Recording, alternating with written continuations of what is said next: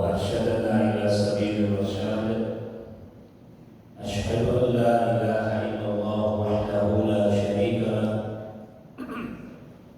له الملك وله الحمد يحيي ويميت وهو على كل شيء قدير. ونشهد أن محمدا عبده ورسوله المبعوث رحمة للعالمين.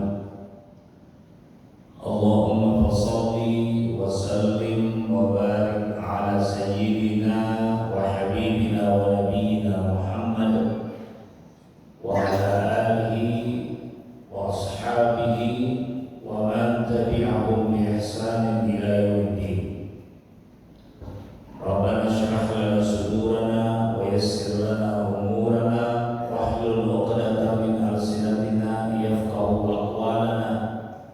ربنا زدنا علما وارزقنا فهما ورضينا بالله ربا وبالإسلام دينا وبسيدنا محمد صلى الله عليه وسلم نبيا ورسولا. أما بعد، alhamdulillah hadirin dan hadirat majelis salat subuh yang dirahmati Allah Subhanahu wa taala. Marilah kita memanjatkan puji dan syukur kita kehadiran Allah Subhanahu wa taala atas segala karunia-Nya, atas segala kehendaknya, atas segala izinnya, sehingga pada subuh yang mubarak ini kita hadir kembali untuk menyambut panggilan Allah Subhanahu wa taala melalui para muazzin untuk datang mengagungkan Allah Subhanahu wa taala, untuk datang membesarkan Allah semampu kita mengagungkannya. Kita datang untuk mengerdilkan diri kita di hadapan Allah, mengecilkan diri kita di hadapan Allah Subhanahu wa taala sekecil-kecilnya. Salawat dan salam senantiasa pula kita persembahkan kehadiran Rasulullah sallallahu alaihi wasallam, nabi dan rasul yang diutus oleh Allah Subhanahu wa taala untuk memberikan petunjuk kepada kita agar kita bisa menjadi manusia-manusia yang dicintai oleh Allah Subhanahu wa taala, agar kita menjadi insan yang dirahmati oleh Allah Subhanahu wa taala. Nabi sallallahu alaihi wasallam diutus untuk mengajarkan kepada kita mana yang halal dan mana yang haram, mana makanan yang boleh dimakan dan mana makanan yang haram dimakan. Nabi datang untuk menjelaskan kepada kita mana pakaian yang boleh dipakai dan mana yang haram dipakai, mana yang boleh dinikahi, mana yang haram dinikahi. Nabi datang untuk menyelamatkan kita dari segala hal yang bisa menyengsarakan kita, yang bisa menyusahkan kita dalam hidup dunia dan akhirat. Oleh karena itu, hadirin Allah Subhanahu wa taala, hendaklah kita memperbanyak salawat kepada beliau. Allah Subhanahu wa taala menegaskan bahwa Dia sendiri dan malaikatnya terus-menerus bersalawat kepada beliau. Inna Allaha wa malaikatahu yusholluna 'alan nabi. Sesungguhnya Allah dan seluruh malaikatnya, ya, termasuk malaikat yang hadir bersama kita di salat subuh ini, itu tidak berhenti bersalawat kepada Nabi sallallahu alaihi wasallam, sekalipun salawatnya Allah dan salawatnya malaikat itu berbeda, sebagaimana salawat kita juga berbeda dari Allah dan malaikatnya. Hadirin muliakan Allah Subhanahu wa taala. Kemudian Allah Subhanahu wa taala berfirman, ya ayyuhalladzina amanu shallu alaihi wa sallimu taslima. Wahai orang-orang yang beriman, wahai orang-orang yang mengaku beriman kepada Allah, yang mengaku beriman kepada para malaikat, yang mengaku beriman kepada Rasulullah SAW, maka hendaklah engkau buktikan imanmu itu dengan senantiasa bersalawat kepada Nabi, dengan senantiasa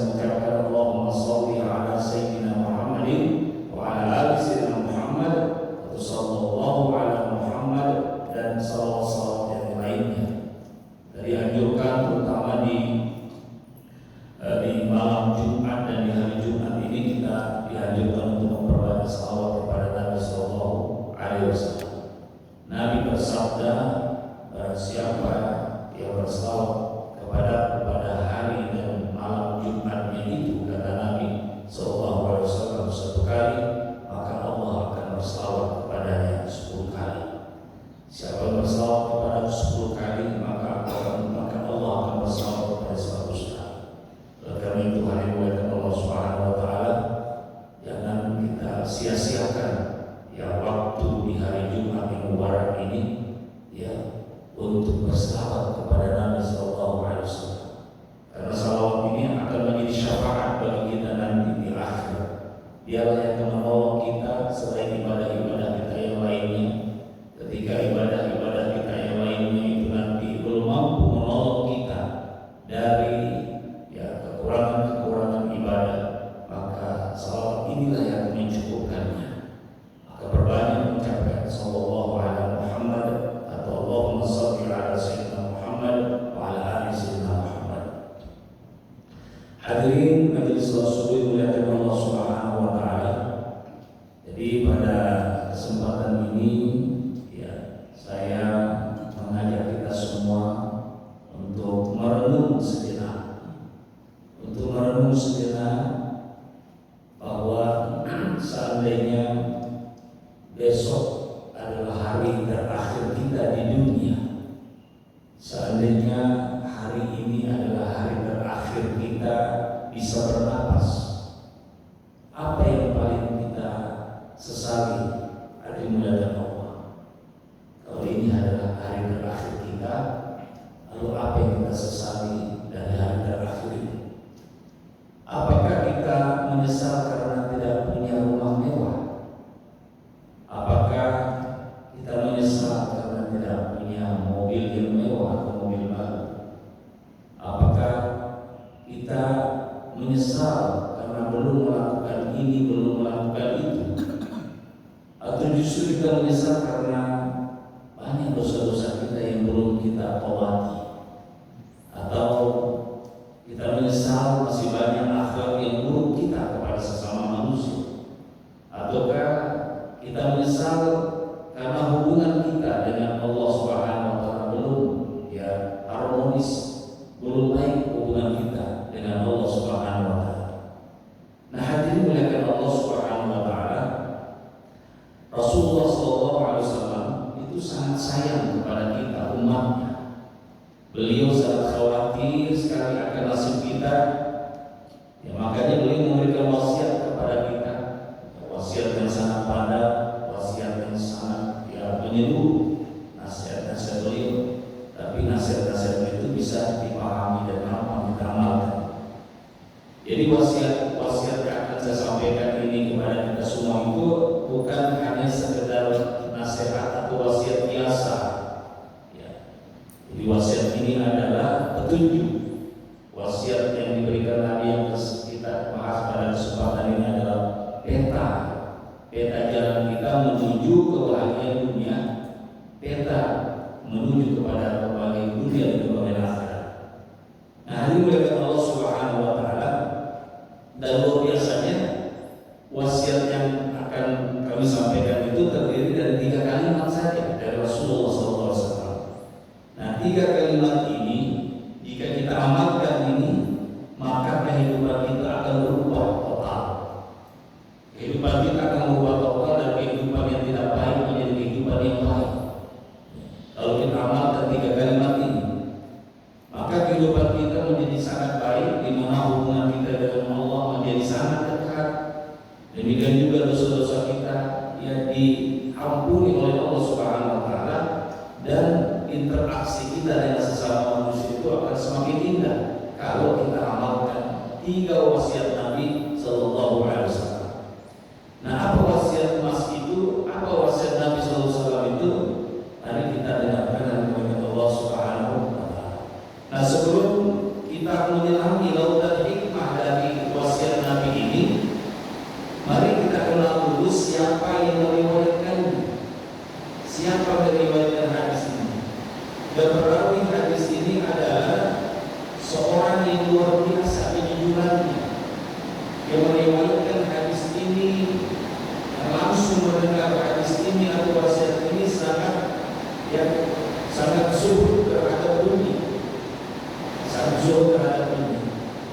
Siapa beliau? Beliau itu adalah Jundub bin Junadah. Jundub bin Junadah. Beliau inilah yang langsung mendengar wasiat Nabi Sallallahu Alaihi Wasallam. Jundub bin Junadah ini dikenal, lebih dikenal gelarnya daripada namanya yang asli. Beliau lebih dikenal dengan Abu Zar al-Ghifari. Abu Zar al-Ghifari. Nah, Abu Zar al-Ghifari ini berasal dari suku Ghifar. Karena dia berasal dari suku Ghifar, maka di belakang namanya dikatakan Al-Ghifari. Jadi kalau ada orang dari Bone, maka dikatakan Al-Boningi. Al-Boningi. Kalau ada orang dari Sopeng, Al-Sopengi. Kalau ada dari Bogor, Al-Lumbawi. Nah, karena beliau ini berasal dari suku Ghifar, maka di akhir namanya dinamakan Al-Ghifari. Abu Zar al-Ghifari. Ini suku Ghifar ini adalah sebuah suku yang dikenal dan sangat terkenal di Jazirah Arab ini sebagai kampung perampok, sebagai kampung penyambut. Ini kampung Ghifar ini. Jadi pada zaman Rasulullah SAW, suku Ghifar dikenal dengan suku yang suka merampok, yang suka menyambut, yang merampok di jalur perdagangan menuju Mekah. Ditinggal juga dia itu kerjanya, mereka ini kerjanya satu kampung itu adalah merampok para pedagang-pedagang yang akan menuju ke Habasyah, yang menuju ke Syam itu. Nah, itu kata Allah Subhanahu wa Ta'ala. Jadi bisa kita bayangkan dari sebuah suku yang terkenal jahat, dari sebuah suku yang terkenal perampok, yang terkenal penyambung, tapi muncul dari situ sosok yang paling jujur di muka bumi. Muncul seorang yang paling jujur di muka bumi. Dan siapa yang mengatakan bahwa Abu Zar al-Ghifari ini adalah orang yang paling jujur? Bukan saya, tetapi Rasulullah SAW. Rasulullah sendiri mengatakan bahwa Abu Zar al-Ghifari ini atau Jundub bin Junadah ini adalah manusia yang paling jujur di atas bumi. Nabi mengatakan, "Ma'afallah al-khadaram wa la aqalla al-ghabaram asdaqa wahdan min Abi Zar." Nabi mengatakan bahwa tidak ada sesuatu pun yang dinaungi oleh langit, tidak ada sesuatu pun yang terindah di bumi ini, yang tidak ada seorang pun di dunia ini yang lebih jujur ucapannya daripada Abu Zar al-Ghifari. Ini hadis diriwayatkan oleh Indonesia. Subhanallah, hadirin Allah, ini adalah pujian tertinggi Rasulullah SAW kepada beliau. Bisa kita bayangkan di antara jutaan manusia di dunia ini, Abu Zar adalah manusia yang paling jujur. Manusia yang paling jujur. Lebih jujur dari Abu Bakar radhiyallahu anhu, lebih jujur daripada Umar radhiyallahu anhu, lebih jujur daripada Utsman, lebih jujur daripada Ali bin Abi Thalib. Abu Zar adalah orang yang paling jujur.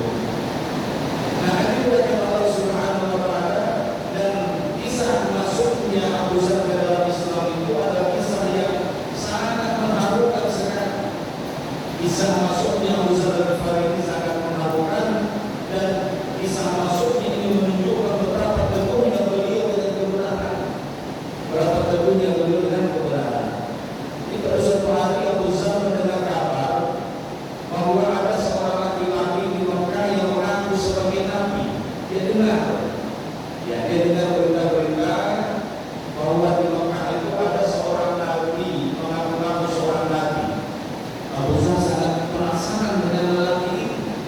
Lalu dia berkata kepada saudara laki-lakinya, "Wahai saudaraku, tolong kau pergi ke Mekah dan dengarkan apa yang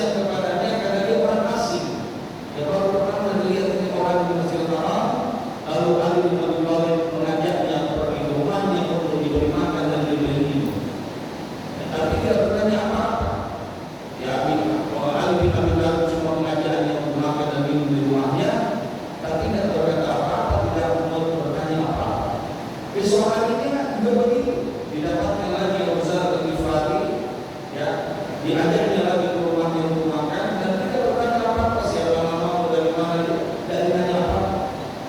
Hari ketiga juga begitu, didapatkannya Abu Dzar Al-Ghifari radhiyallahu anhu lagi tidur, maka ditanya lagi, maka diajak lagi untuk makan. Nah kemudian ada Allah Subhanahu Wa Taala di hari yang ketiga, Ali bin Abi Thalib mengatakan, bolehkah saya bertanya kepadamu, kamu dari mana dan apa tujuanmu? Dan aku baru melihat kamu di sini. Nampaknya kamu orang asing. Abu Dzar Al-Ghifari terus terang mengatakan, jika kamu mau berjanji untuk menjaga rahasia aku, maka aku akan memberitahukan apa tujuan berdatang ke sini. Ali bin Abi Thalib mengatakan, aku berjanji akan menjaga rahasia itu. Maka Abu Dzar Al-Ghifari mengatakan, ya demi Allah, aku datang ke sini untuk menemui orang yang mengaku sebagai nabi.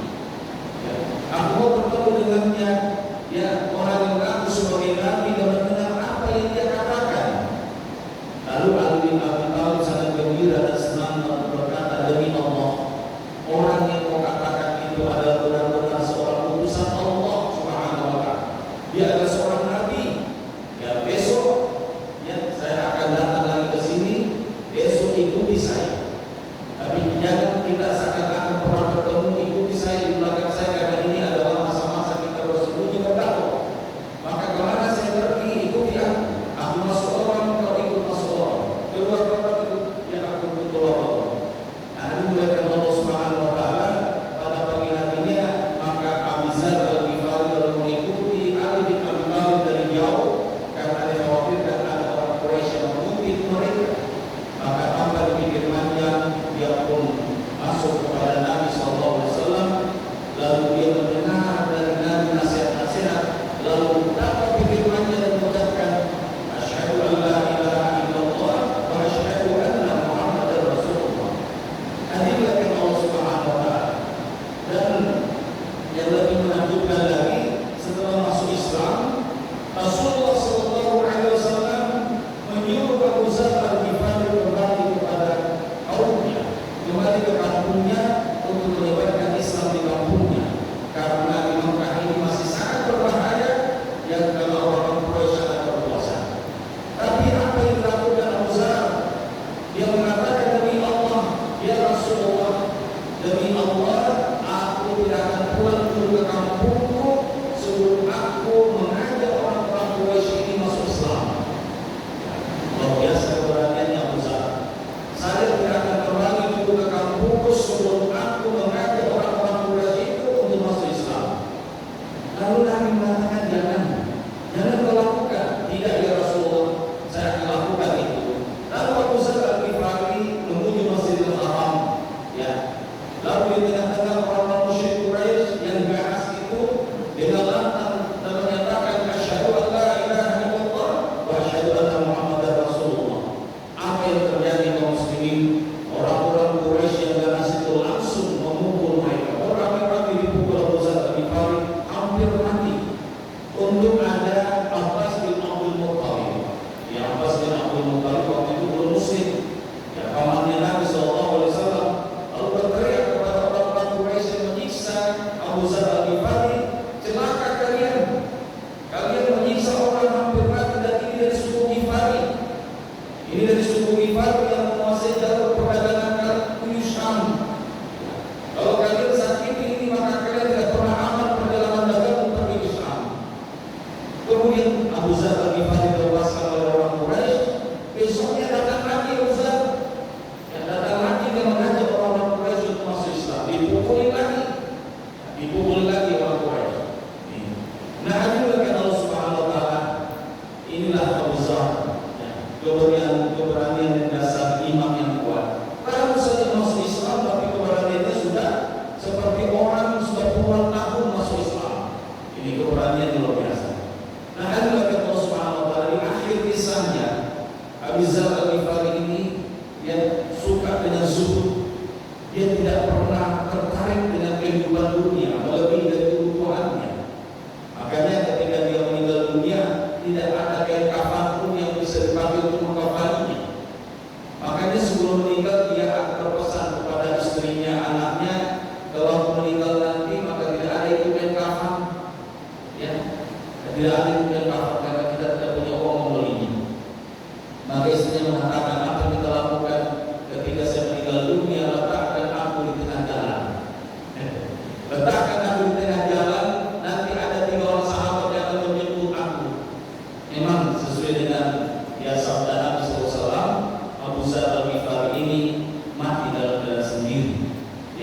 dan tidak ada kain kafannya.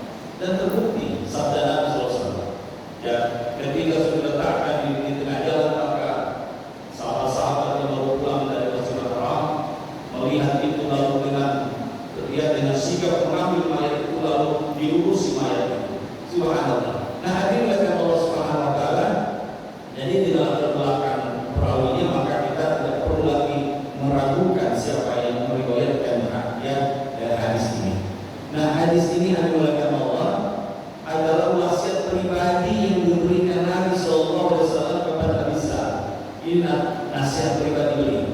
Nah, ini bukan hadis yang disampaikan di depan orang banyak sebagaimana hadis-hadis Nabi yang lainnya.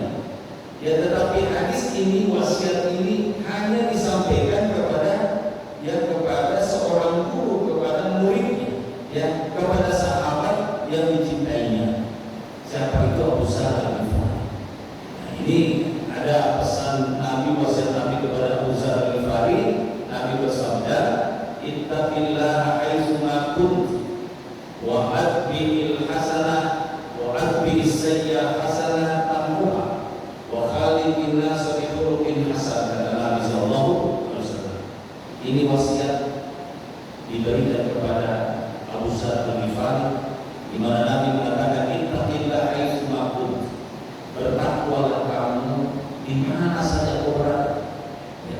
Iringilah, ikutilah keburukan yang kau lakukan, ikutilah dosa-dosa yang kau lakukan dengan melakukan kebaikan, maka dosa-dosamu akan terhapuskan dengan sendirinya. Dan pergaulilah manusia, yang berinteraksi dengan sesama manusia dengan akhlak yang baik. Ini 3 hadirin Allah Subhanahu wa taala.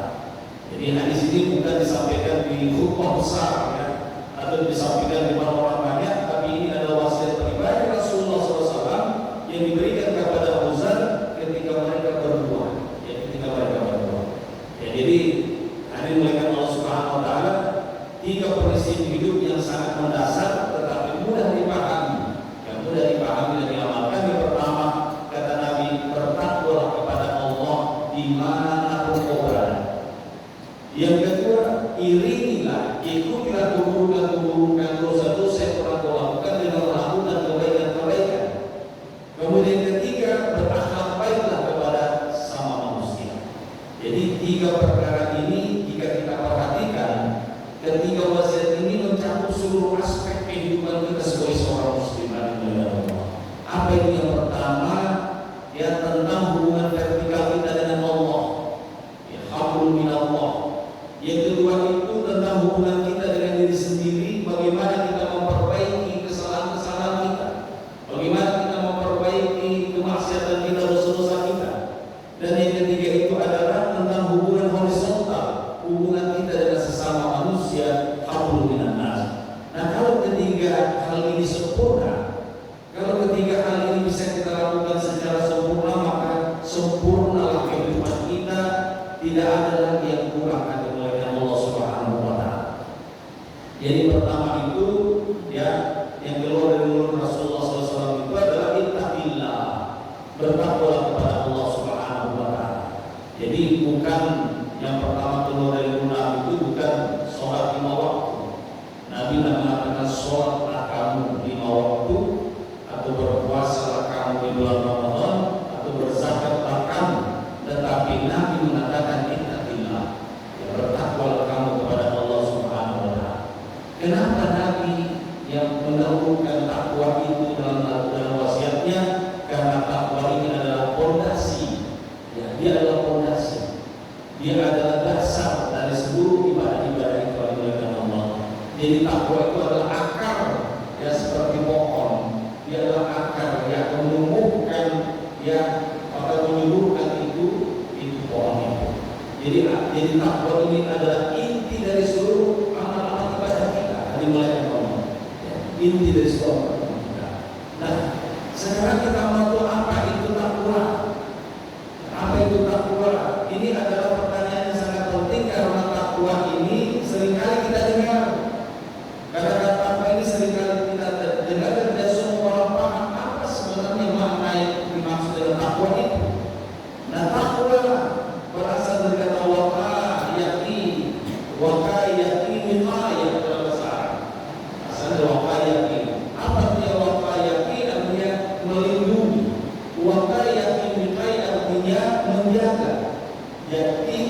Takwa itu adalah melindungi diri kita.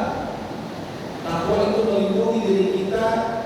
Melindungi diri dari apa? Melindungi diri kita dari murkanya Allah. Melindungi diri kita dari azabnya Allah Subhanahu wa ta'ala.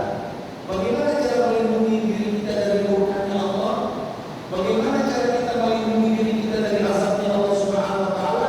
Dan tentu saja kita melaksanakan perintah-perintah Allah, dan semampu kita melaksanakan perintahnya, menjauhi larangan-larangan Allah Subhanahu wa ta'ala. Nah, jadi Umar bin Khattab pernah bertanya kepada sahabat Nabi Ubay bin Ka'ab, seorang sahabat Nabi yang dulunya Yahudi, kemudian setelah dia bertemu Nabi, mendengar dari Nabi tentang Islam, lalu dia bersyahadat asyhadu an la ilaha illallah wa asyhadu anna Muhammadar Rasulullah, dan bagus Islamnya, termasuk Ubay bin Ka'ab ini adalah penulis wahyu Al-Quran pada masa turunnya Al-Quran. Nah, Ubay bin Ka'ab, ya, jadi Umar pernah ditanya oleh Umar bin Khattab. Umar bin Khattab berkata, wahai Ubay bin Ka'ab, apa itu takwa? Apa itu takwa? Ubay bin Ka'ab balik bertanya. Dia mengatakan, wahai Amirul Mukminin, pernahkah engkau berjalan di jalan yang penuh dengan duri? Pernahkah engkau berjalan di jalan yang penuh dengan semak belukar, yang penuh dengan beling? Umar bin Khattab mengatakan, pernah. Kenapa memang? Ubay bin Ka'ab mengatakan, apa yang engkau lakukan kalau kamu berada di jalan yang penuh dengan duri itu? Apa yang kau lakukan ketika kau berjalan di jalan yang penuh dengan orang, yang penuh dengan beling itu? Umar bin Khattab mengatakan, tentu aku berjalan dengan hati-hati. Aku mengurung bajuku, aku mengurung celanaku, aku menghindar dari duri-duri itu, aku menghindar dari beling-beling yang akan melukai aku. Ubay bin Ka'ab mengatakan, itu kita kuat. Itulah takwa, kata Ubay bin Ka'ab. Jadi kehidupan dunia ini yang kita sekarang berada di dalamnya penuh dengan duri-duri, penuh dengan dosa-dosa di sini, penuh dengan kemaksiatan. Maka orang yang bertakwa itu adalah orang yang berjalan dengan sangat hati-hati di dunia ini. Jadi orang yang bertakwa itu adalah orang yang berjalan di dunia ini dengan sangat hati-hati, menghindari segala hal yang bisa menjadikan Allah murka kepada dirinya, meskipun itu kecil. Nah, hadirin Allah Subhanahu wa ta'ala, subhanallah, ini adalah definisi yang sangat indah dan sangat mudah kita pahami. Itu takwa itu, ya. Sayyidina Ali bin Abi Thalib juga pernah mengatakan bahwa takwa itu adalah al-khawfu minal jalil, wal amalu bil tanzil, wal qana'atu bil qalil, wal isti'adad li yaumir rahim. Ali bin Abi Thalib mengatakan, sebenarnya takwa itu adalah takut kepada yang maha agung, yaitu Allah Subhanahu wa ta'ala. Takut kepada yang maha agung itu pertama, kata Ali bin Abi Thalib. Yang kedua, beramal dengan Al-Quran. Artinya apa? Amalkan itu Al-Quran, itu takwa. Kemudian yang ketiga itu adalah qanaah, puas dengan sedikit yang tersedia, ya, puas dengan apa yang ada dan tidak lagi mencari lebih daripada itu. Kemudian yang keempat itu adalah mempersiapkan diri untuk kepergian yang jauh. Itu takwa. Mempersiapkan diri kita untuk melalui perjalanan yang sangat jauh. Boleh jadi kita akan menjalaninya sampai 1 juta tahun, 2 juta tahun, 1 triliun tahun. Kita akan lakukan perjalanan itu. Maka persiapkanlah dirimu untuk melakukan perjalanan itu. Orang yang meninggal triliunan tahun yang lalu masih berada di alam barzakh. Ya, orang yang meninggal lebih jauh daripada itu, yang lebih lama daripada itu, masih berada di alam barzakh melalui perjalanan yang sangat jauh. Oleh karena itu, persiapkan diri kita ya untuk melakukan perjalanan yang sangat jauh ini. Nah, persiapan kita untuk melakukan perjalanan jauh itulah takwa, kata Imam Ali bin Abi Thalib. Luar biasa dimuliakan Allah. Jadi ada 4 unsur yang dimaksud takwa itu adalah hati yang takut kepada Allah, itu pertama. Yang kedua itu anggota badan yang senantiasa taat kepada Allah Subhanahu wa ta'ala. Yang ketiga tidak tamak, tidak rakus terhadap dunia ini. Ya, kita tidak dilarang untuk makan, tidak dilarang untuk minum, tidak dilarang untuk berpakaian yang bagus-bagus, yang indah, tetapi jangan rakus dengan kehidupan dunia ini. Jangan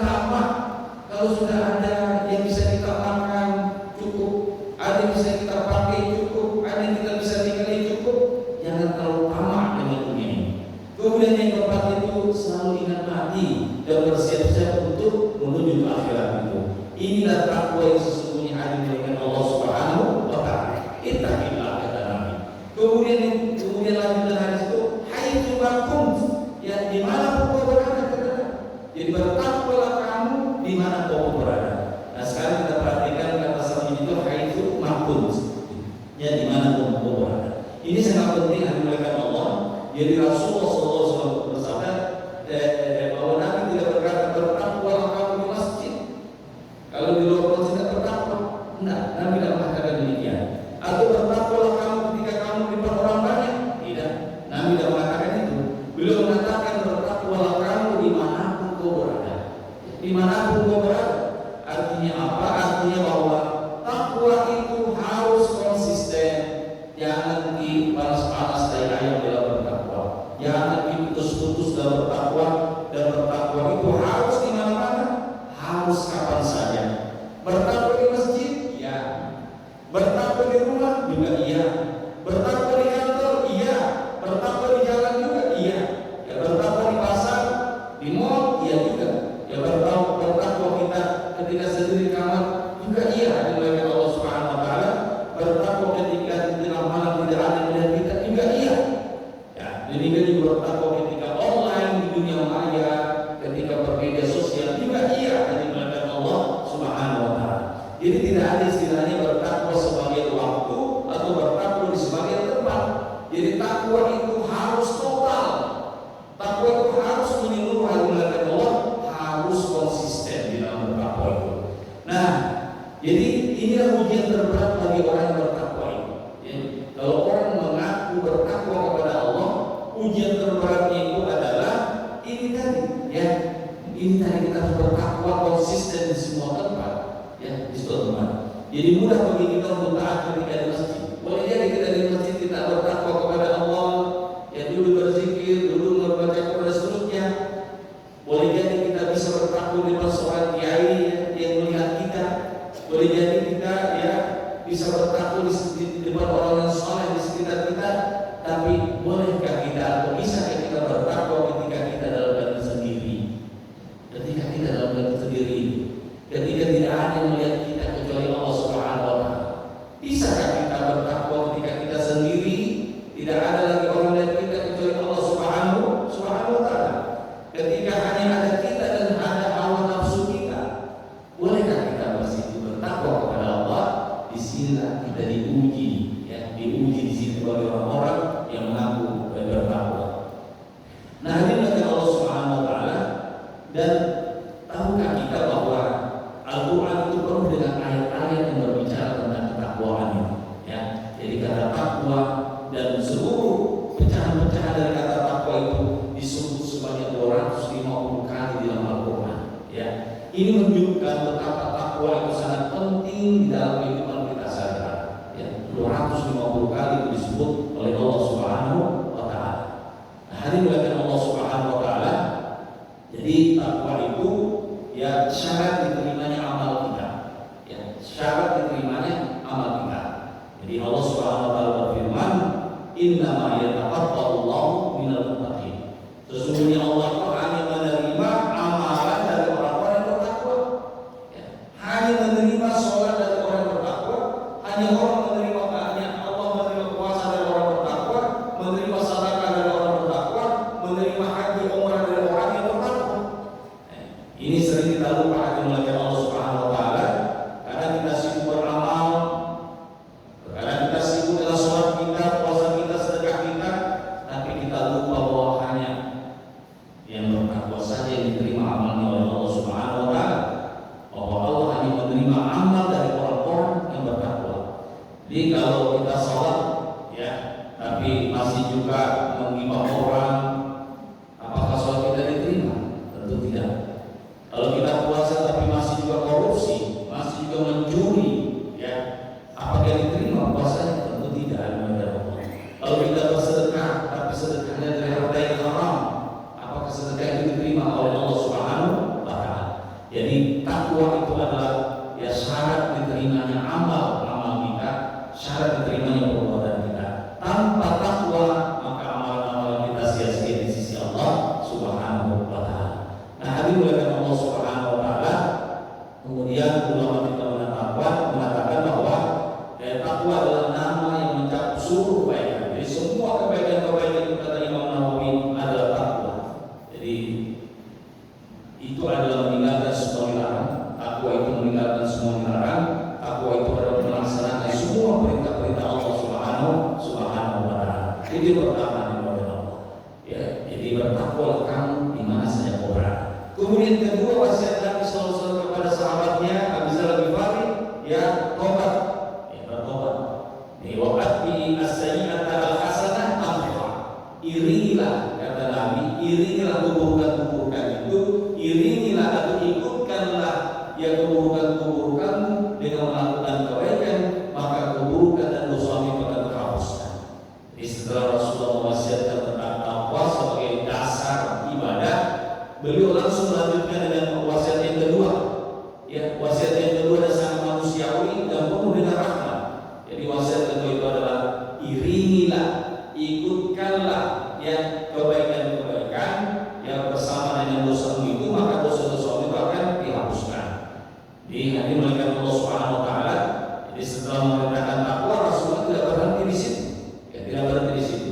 Beliau tahu bahwa kita ini manusia biasa. Nabi tahu bahwa kita ini manusia biasa, manusia yang lemah, manusia yang pasti akan berbuat dosa. Tidak ada manusia yang sempurna kecuali para nabi dan rasul. Ya, kita manusia biasa, sadar atau tidak sadar pasti kita berdosa.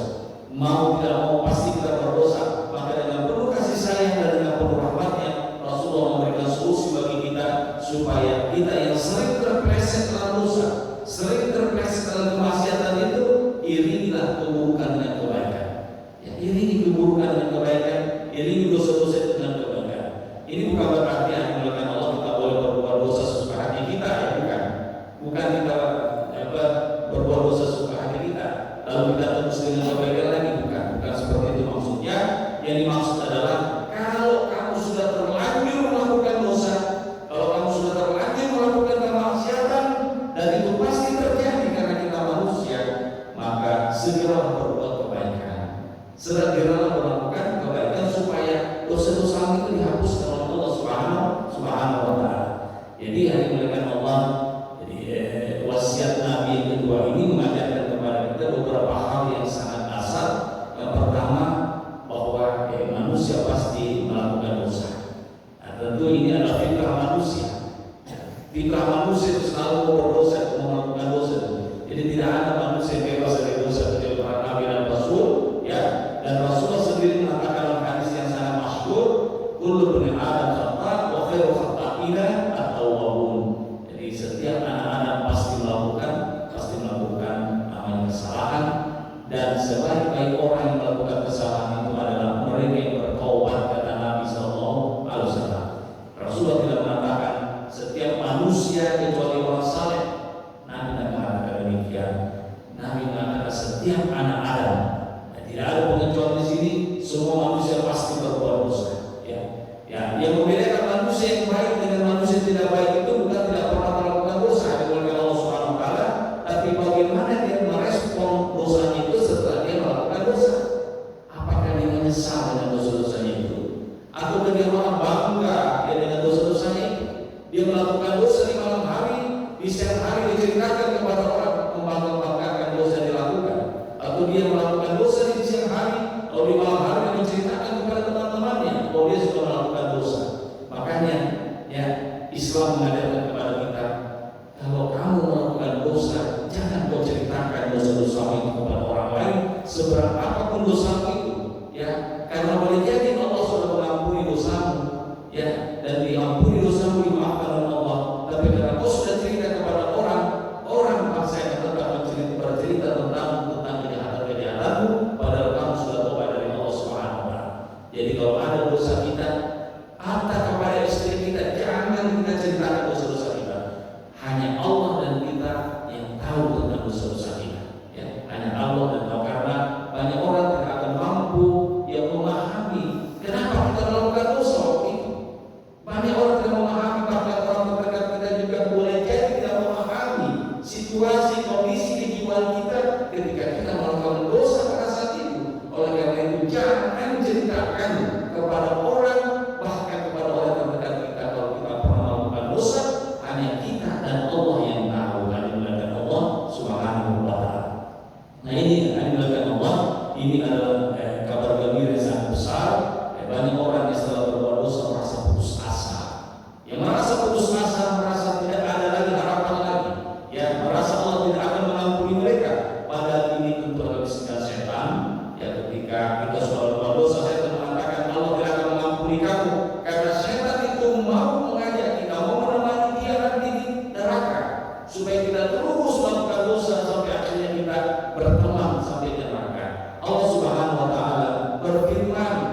ya di surat Az-Zumar ayat 53 Allah mengatakan qul ya ibadilladzina asrafu ala anfusihim la taqnatu min rahmatillah innallaha yaghfiru dzunuba jami'an innallaha yaghfiru dzunuba jami'an innahu huwal ghafurur rahim. Qul katakan wahai Muhammad kepada hamba-hambaku semuanya yang telah melakukan dosa, yang telah melampaui batas terhadap diri sendiri, janganlah engkau berputus asa dari rahmat Allah Subhanahu wa taala. Sesungguhnya Allah itu mengampuni dosa semuanya, kata Allah.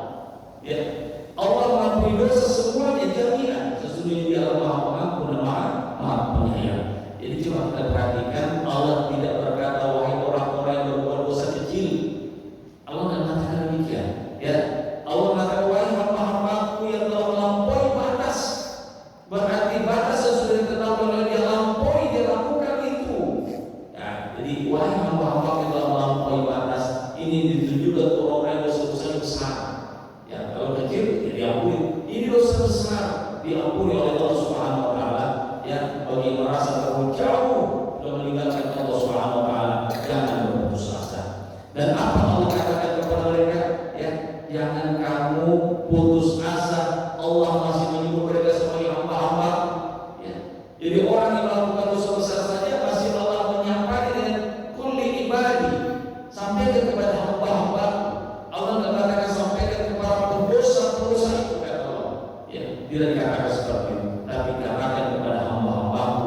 Allah masih mengaku kita sebagai hamba-Nya, sekalipun kita masih pernah melakukan dosa, pernah melakukan kemaksiatan. Dan Allah Subhanahu wa taala yang mengatakan hamba-hambaku karena Allah ingin kita kembali lagi kepada-Nya. Allah ingin kita kembali lagi kepada-Nya, bersimpuh di hadapan-Nya, meminta taubat ampunan terhadap apa yang sudah kita lakukan. Hadirin Allah Subhanahu wa taala. Jadi itu ya, jadi itu nasihat Nabi sallallahu alaihi wasallam. Jadi kata ulama kita ada cara untuk menghapuskan dosa-dosa kita. Pertama itu taubat nasuha. Ya, taubat nasuha itu adalah betul-betul kita meninggalkan itu dosa. Berhenti betul kita, jangan lagi lakukan, menyesali dan bertekad kuat untuk tidak kembali lagi kepada dosa itu. Ya. Tapi kalau kita sudah bertobat tapi dilakukan lagi, ini namanya bukan taubat nasuha tapi taubat nasuha. Ya, sama kalau kita makan selompok, makan sambal, ya ketika lagi pedas, tobat. Besok disuruh kali semisnya sama nades dimakan lagi, namanya soal taubat nasuha. Ya. Jadi kalau kita betul-betul mengaku bertobat, berhenti kita di dosa. Ya, berhenti kita di dosa itu, lalu sesali bahwa itu dosa, bahwa itu akan menyebabkan kita disiksa di neraka Allah Subhanahu wa taala, lalu kita bertekad untuk tidak mengulangi itu. Ya. Dan tentu yang keempat itu adalah kita mengembalikan apa-apa hak-hak orang terhadap kita. Ya. Jadi biar bagaimana tobat kita kepada sesama manusia, kepada Allah Subhanahu wa taala, puasa, zakat, puasa, sudah kita lakukan itu, tapi masih ada satu potnya hak-hak orang kepada kita, tidak akan diampuni dosa-dosa. Ya, oleh karena itu Nabi mengatakan bagi orang yang berhutang sebelum meninggal, bayar hutangmu. Karena kalau engkau meninggal dunia belum terbayar hutangmu, tidak akan sholatkan jenazahmu, kata Nabi SAW. Tidak akan sholatkan jenazahmu, kata Nabi SAW. Kalau kalian sudah pernah menyakiti hati orang, pernah mengambil hak-hak orang, minta halalnya sebelum meninggal, kata Nabi SAW. Karena sehebat apapun ibadahmu kepada Allah, tidak akan pernah diampuni dosa-dosamu oleh Allah Subhanahu wa taala. Nah, hari bagi Allah Subhanahu wa taala, jadi antara bilang saja kalau malah kata Nabi, orang yang bertaubat dari dosa-dosanya sama seperti tidak ada dosanya, kata Nabi SAW. Bersih sebagaimana bersihnya bayi lahir dari rahim ibunya. Nah, hari bagi Allah Subhanahu wa taala, setelah itu kita beristighfar. Jadi hentikan semua dosa-dosa kita, baru masuk ke tahap yang kedua, beristighfar. Astagfirullahaladzim, la ilaha illallah, wal hayyul qayyum, wa atubu ilaih. Lalu kemudian kita beramal saleh, ya, kita beramal saleh. Kemudian hati melihat Allah Subhanahu wa taala, ya. Nasihat yang keempat itu adalah berakhlak mulia. Yang ketiga, berakhlak mulia. Jadi wasiat Nabi itu berakhlak mulia. Nah, akhlak mulia ini adalah kunci kesempurnaan iman. Nabi mengatakan, wa khaliqin nas bi khuluqin hasan. Bergaul dengan manusia, bergaul dengan manusia, bergaul berinteraksi dengannya sehari-hari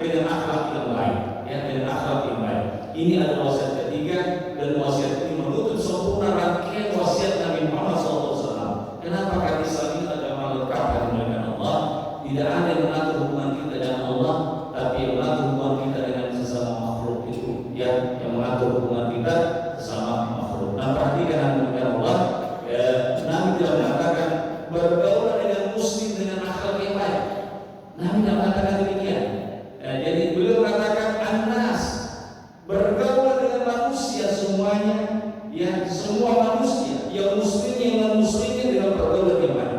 Ini menunjukkan bahwa akhlak mulia dalam Islam itu bersifat universal. Ya, akhlak mulia itu untuk semua.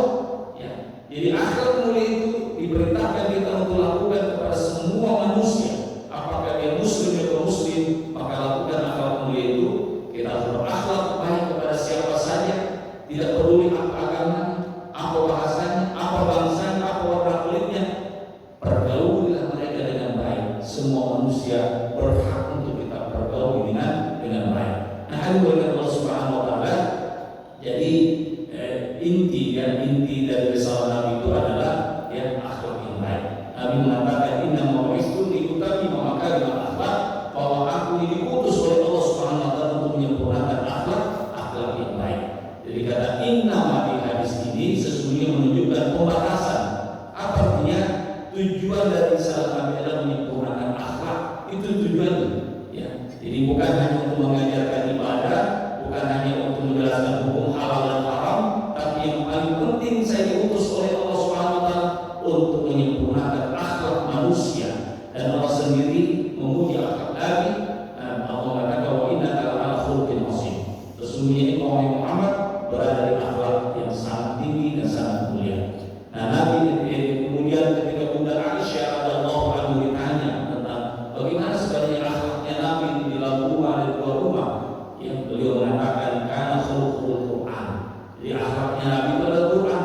Kalau mau kau mendekat dengan Nabi, mau tahu dengan Nabi bagaimana akhlaknya, sekalipun Nabi sudah meninggal 1500 tahun yang lalu, ya, kalau mau dekat dengan Nabi SAW, baca Al-Quran, pahami Al-Quran, maka itulah akhlak Nabi SAW. Jadi wujudkan Nabi di hadapanku dengan senantiasa membaca Al-Quran, karena itulah akhlaknya Nabi Al-Quran. Hadirin oleh Allah Subhanahu wa taala, saya kira inilah yang perlu kita pahami dalam kehidupan kita ini. Di berakhlak mulia itu adalah ciri orang beriman. Cirinya orang beriman itu dia berakhlak mulia. Jadi akhlak mulia itu adalah dengan lemah lembut dalam berbicara. Dengan lemah lembut dalam berbicara, kemudian memaafkan kesalahan orang, itu juga termasuk akhlak yang mulia. Maka Al-Quran mengatakan fa'fu anhum wastaghfir lahum wasyawirhum fil amri. Dan Allah mengatakan maka maafkanlah mereka dan mohonkanlah ampun untuk mereka dan bermusyawarah dengan mereka dalam urusan itu. Jadi di sini ada 3 perintah yang luar biasa dari Allah Subhanahu wa taala. Maafkan, itu yang pertama. Doakan, kemudian libatkan mereka dalam musyawarah. Ini adalah hakikat akhlaknya sangat tinggi oleh Allah Subhanahu wa taala. Jadi kalau ada orang yang melakukan kesalahan kepada kita, yang boleh jadi menyakitkan hati kita, maafkan, kata Al-Quran. Fa'fu, maafkan. Kalau kita buka Al-Quran, tidak ada dalam Al-Quran itu yang menyuruh kita untuk meminta maaf. Tidak ada. Yang ada adalah maafkan orang. Tidak ada yang pergi minta maaf, tidak. Tapi maafkan orang, kata Allah. Fa'fu anhum. Maafkan orang, kata Allah Subhanahu wa taala. Kalau kau sudah maafkan, doakan. Coba, ini akhlak yang mulia ini. Ada tidak bisa di antara kita ketika dia sudah disakiti oleh orang lalu dimaafkan?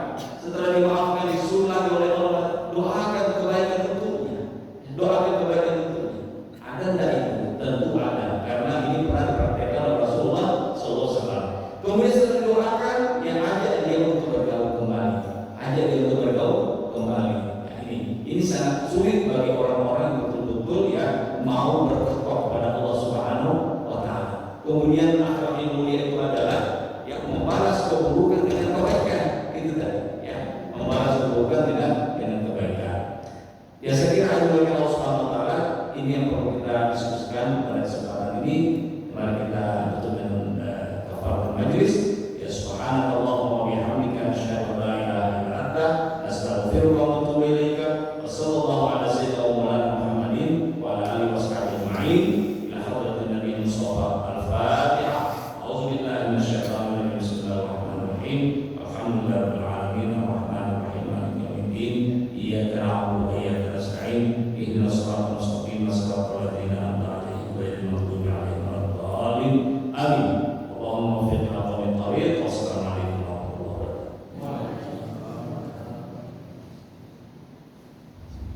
ada yang mau bertanya, Ibu, Bapak, silakan. Oh ya.